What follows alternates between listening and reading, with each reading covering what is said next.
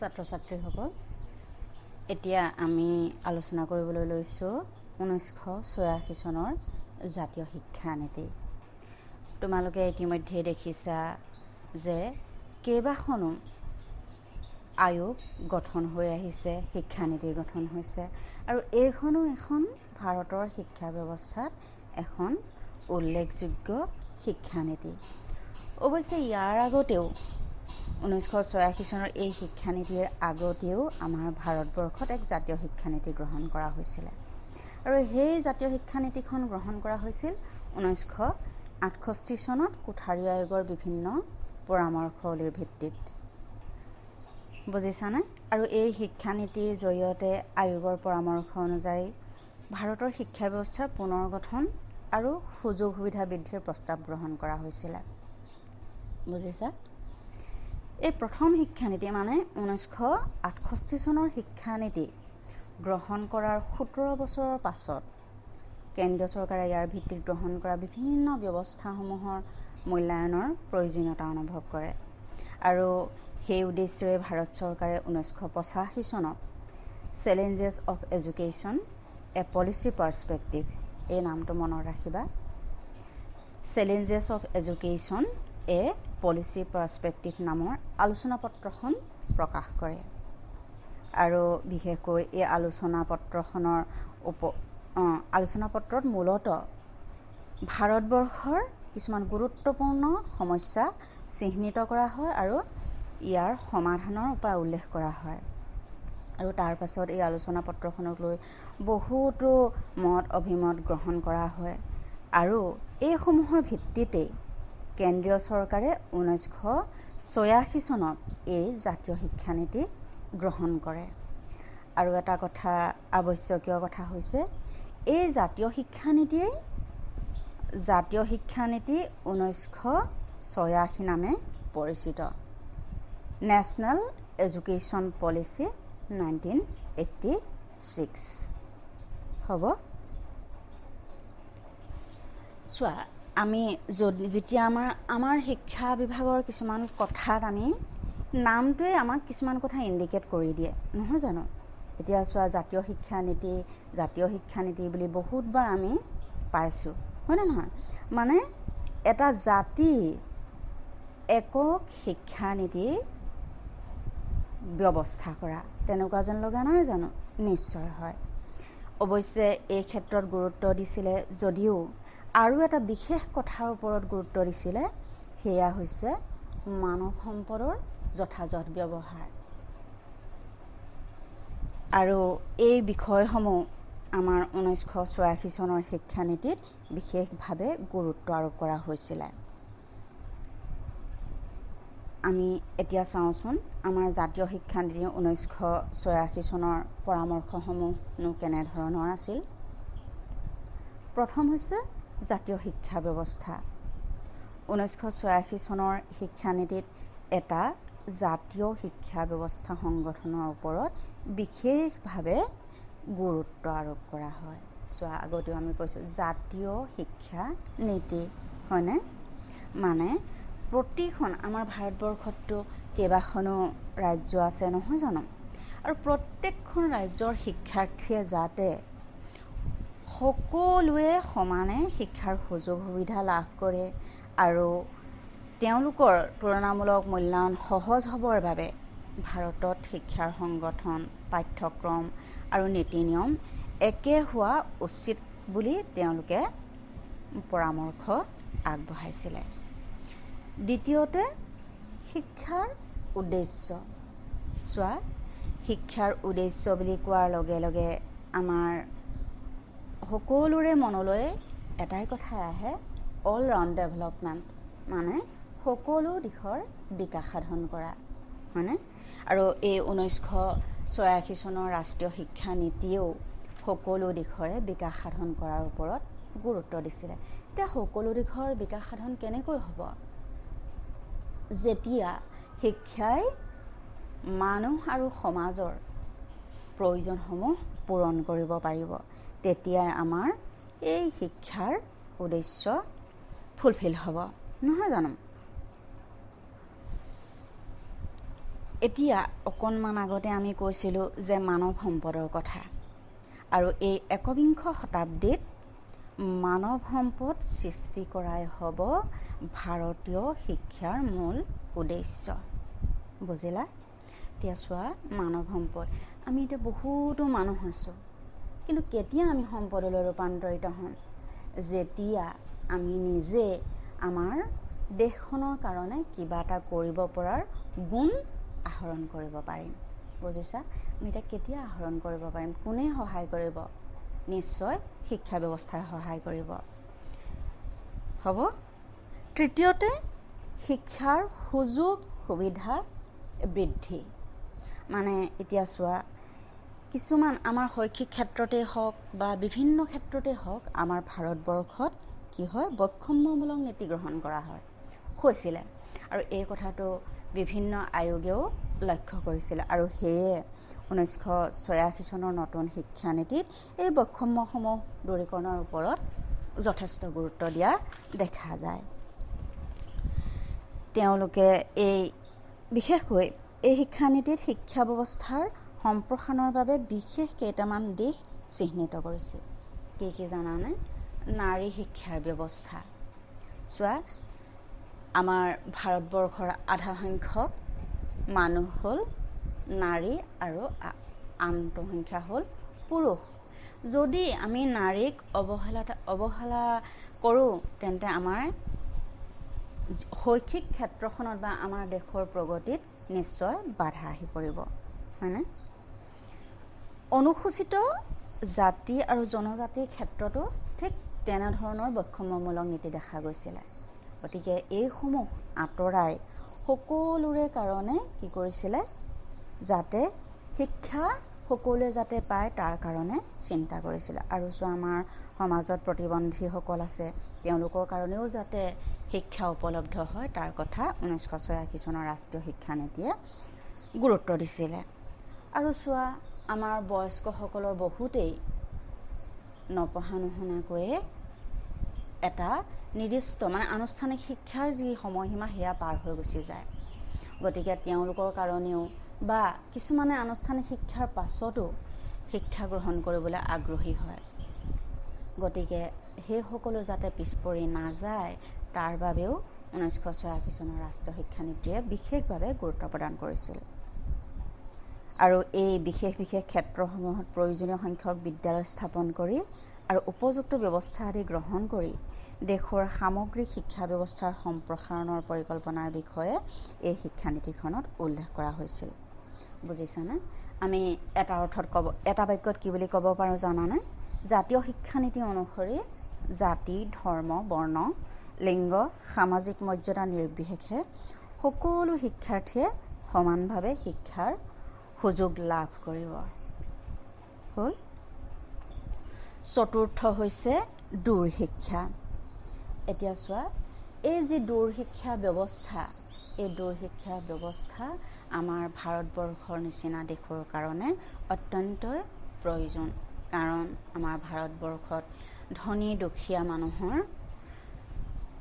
দুখীয়া মানুহৰ সংখ্যা যথেষ্ট বেছি, আৰু সেইকাৰণে এই দূৰ শিক্ষা ব্যৱস্থাই যিসকল লোকে বিভিন্ন কাৰণত, সামাজিকেই হওক বা অৰ্থনৈতিক কাৰণতে হওক, শিক্ষা লাভৰ পৰা বঞ্চিত হৈ আহিছে, সেইসকলক উচ্চ শিক্ষা গ্ৰহণ কৰাটো সম্ভৱ কৰি তুলিবলৈ মুক্ত বিশ্ববিদ্যালয় স্থাপনৰ ব্যৱস্থা কৰি দিছিল।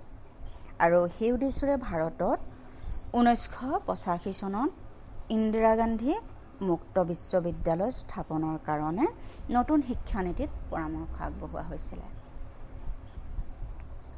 তাৰ পাছতে আছে শিক্ষাকাল।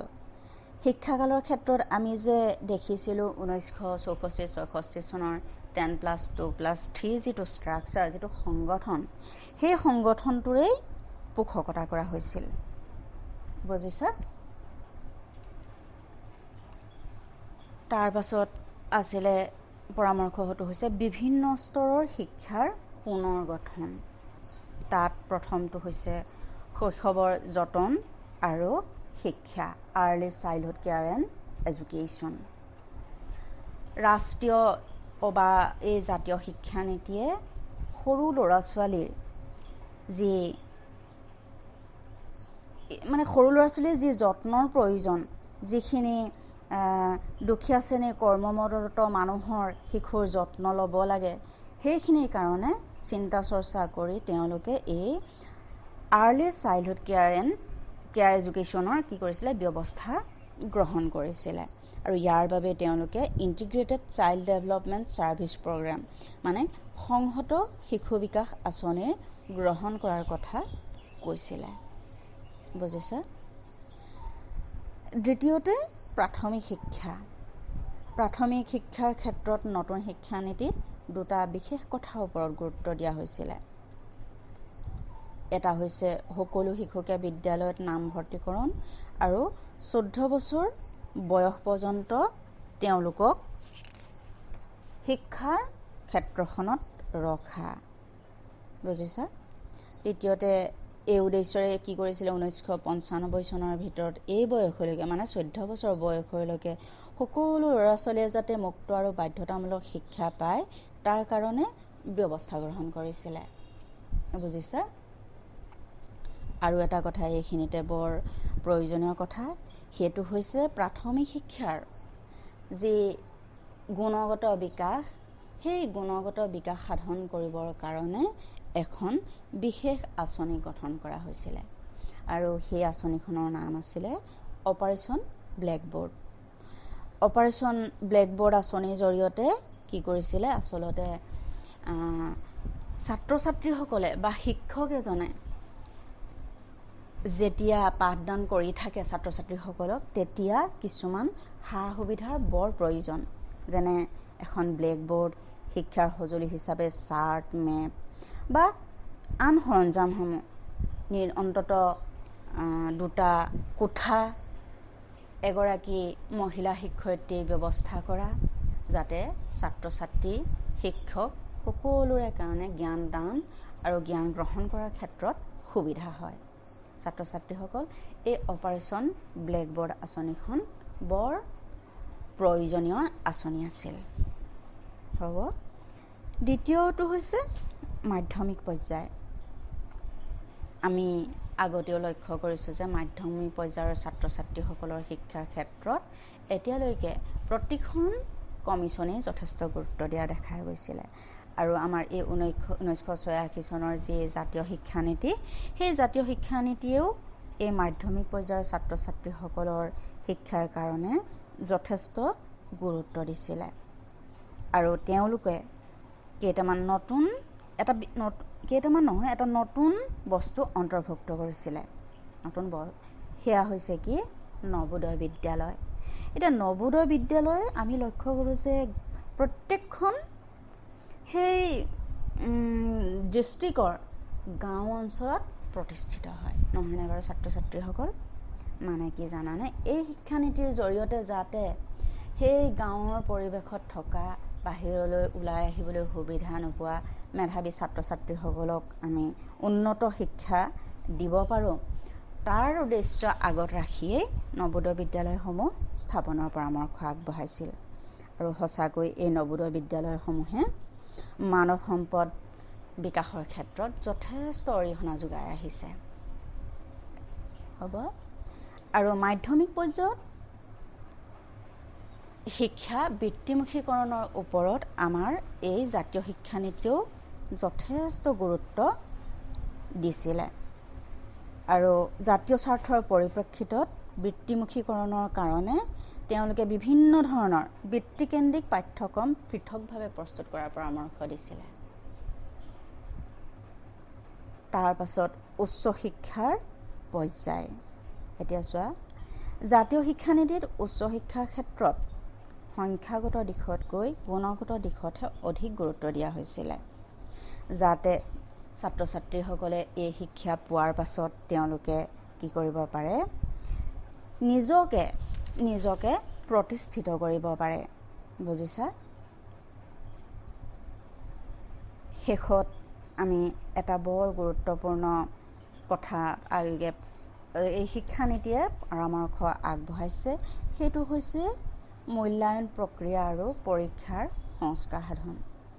চোৱা, আমি এতিয়াও দেখোঁ আমাৰ পৰীক্ষা ব্যৱস্থাত কিছুমান বিসংগতি নহয় জানো আৰু লাগে আমাৰ পৰীক্ষা ব্যৱস্থাই আমাৰ যে জ্ঞান সেই প্ৰকৃত জ্ঞানৰ যেন পৰিমাপ হোৱা নাই সেইবোৰলৈ লক্ষ্য ৰাখি 1986 চনৰ জাতীয় শিক্ষা নীতিয়ে কি কৰিছিলে জানানে সঠিক মূল্যায়নৰ বাবে শিক্ষণ আহিলা আৰু শিক্ষা পদ্ধতিৰ প্ৰয়োগ ভিত্তিক পৰিৱৰ্তন কৰিছিলে আৰু সকলোতকৈ ডাঙৰ কথা সেই সময়তে মাধ্যমিক পৰ্যায়লৈকে সেমিষ্টাৰ পদ্ধতিৰ ব্যৱস্থা কৰিব লাগে বুলি তেওঁলোকে পৰামৰ্শ আগবঢ়াইছিলে আৰু এটা ভাল সংযোজন আছিলে কি জানা নম্বৰৰ হলনি গ্ৰেডৰ ব্যৱস্থা কৰা ছাত্ৰ ছাত্ৰীসকল আমাৰ এই জাতীয় শিক্ষা নীতিৰ যিখিনি পৰামৰ্শ সেইখিনি আমি ইতিমধ্যে আলোচনা কৰিলোঁ নহয়নে নিশ্চয় বুজি পাইছা এতিয়া আমি ইংৰাজী মাধ্যমৰ ছাত্ৰ ছাত্ৰীসকলৰ ওচৰলৈ যাম Students, now we will discuss about National Policy on Education 1986. Based on the report and recommendations of the Kothari Commission 1964-66, the Government of India introduced the first National Policy on Education in 1968. Okay?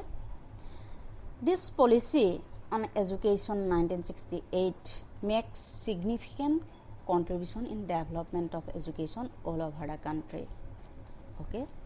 But due to variety of new challenges and social needs, it becomes necessary to review the policy. Because of this, the then Prime Minister Rajiv Gandhi took initiative in this regard. The Ministry of Human Resource Development brought out a revised document, Challenges of Education, a policy perspective on 20th August 1985. Okay?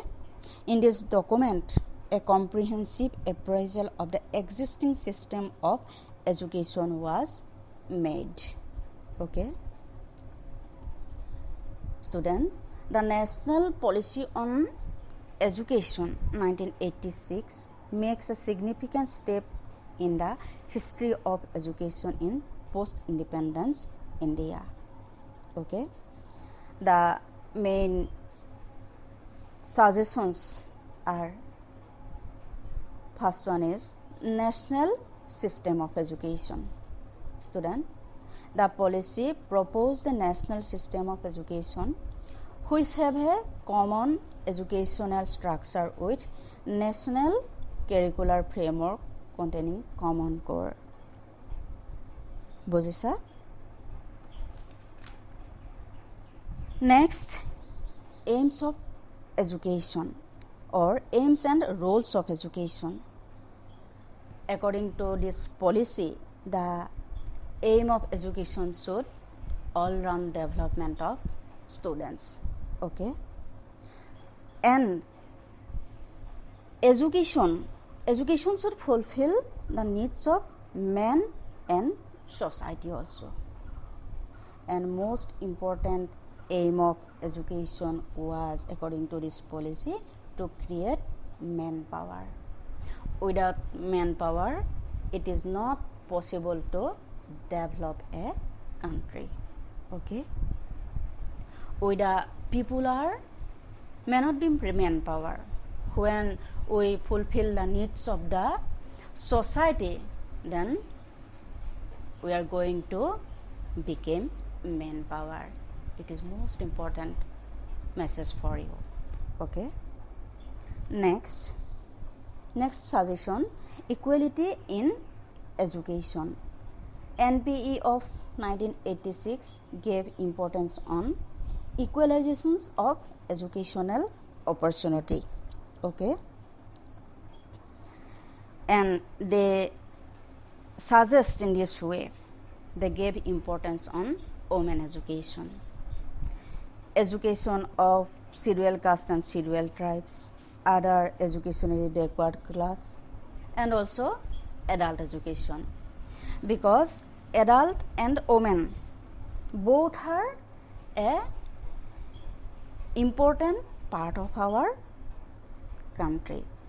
So to promote equality, it will not be necessary to provide for equal opportunities to all, not only in access but also in conditions for success.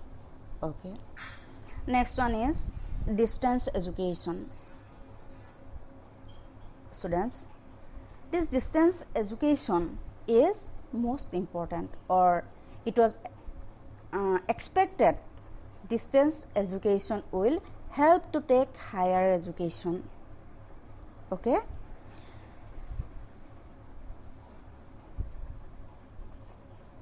For this purpose, Indira Gandhi National Open University was established in 1985. Next, duration of education. Durations of education is same to 1964-66 policies. That means 10 plus 2 plus 3. Okay. Next one is reorganization of different stages of education. For this, early childhood care and education. The national policy of education used the term early childhood care and education in place of pre-primary and nursery education. This education should receive high priority and suitability integrated with integrated child development service program wherever possible.